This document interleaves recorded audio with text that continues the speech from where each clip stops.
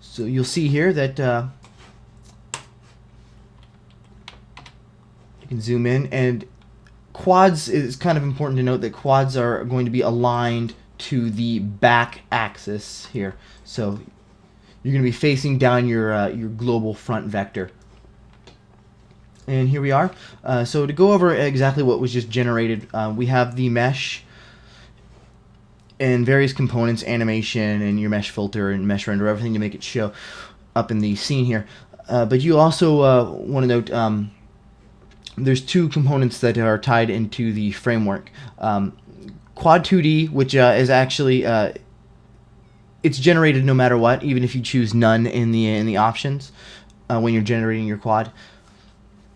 This is a simple helper class. It's going to cache your references to your mesh renderer and your logo. Not logo, sorry. Your mesh filter.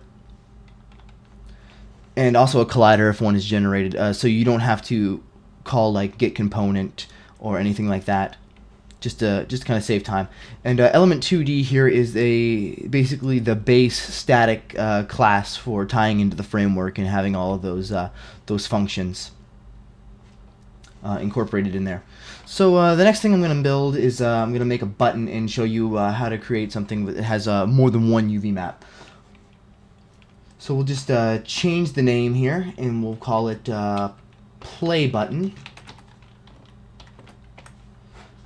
And I'll zoom out and switch back over to RGB mode. So I'm going to map these three things here for the three states of the button. So as I change this to button, you're going to notice that this panel down here is going to populate with a few different thumbnails. And this is going to vary depending on what your class is. If it's a toggle, it's going to have 4 states, and if there's some classes that actually have a user-defined amount of frames, so you can make sprite animations very quickly.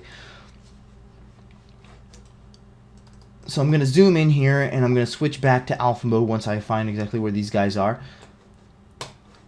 And I'm going to start roping off here with this bottom one because this is going to be the standard upstate. So I'm rope it off, and it looks like it's about a pixel too much on that side, so I will go ahead and rope it off again. And now it's about a pixel heavy on the top. There we go. Pretty happy with that. So I could redraw this rectangle every time, but it's important to note that a quad cannot change size in width and height. It can only change the UV map coordinates. So I implemented this tool, which is just the move tool, and what this is going to do is wherever you click, it's going to change where your top left UV coordinate is going to be while maintaining the size of the rectangle. So I'll just click back over here, and there we are. So now on a down state, it's going to be this top one, so I can just click here, and then move over to overstate, and click here. And there we go. I'm pretty happy with that. Seems to be pretty flush with everything, don't have any pixel bleed or anything like that. And you can also toggle back to RGB mode. Check it out and make sure that it looks good. Yep, that's exactly how I want it to look. And then I'll hit bake. And we'll see how this one is generated. So you see that this one has a button script as opposed to the element 2D. And it has all the frames stored here in the array, which shows all the UV map coordinates for the various states. If you want to read into what all these classes do and all their methods and everything like that, you can just check on the documentation back at the website.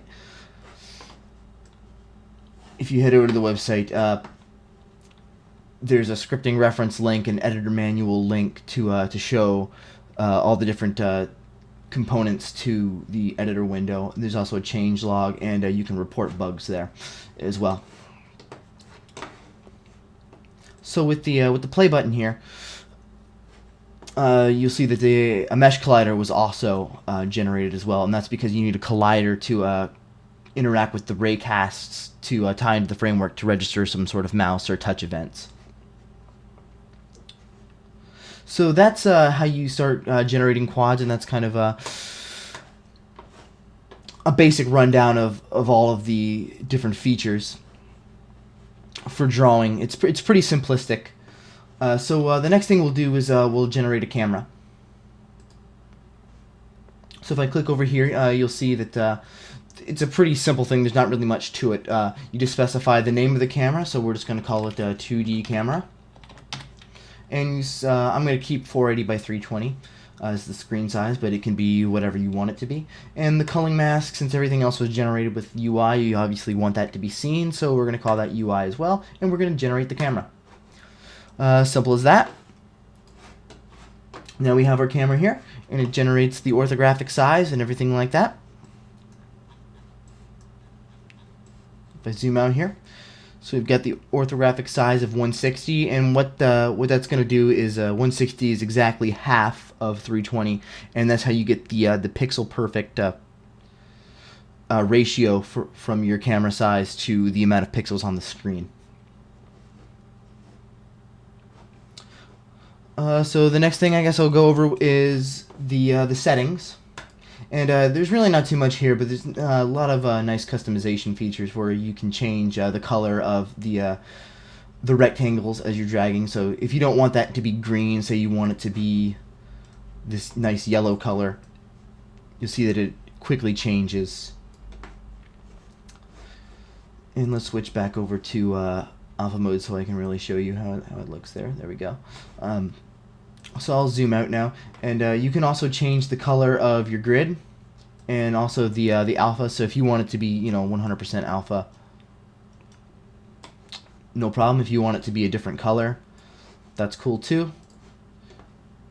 And you can also change the color of your crosshairs as well. So say I want those to be nice and green, or maybe this orange color. You can do that, just so it shows up a lot better on your texture atlas.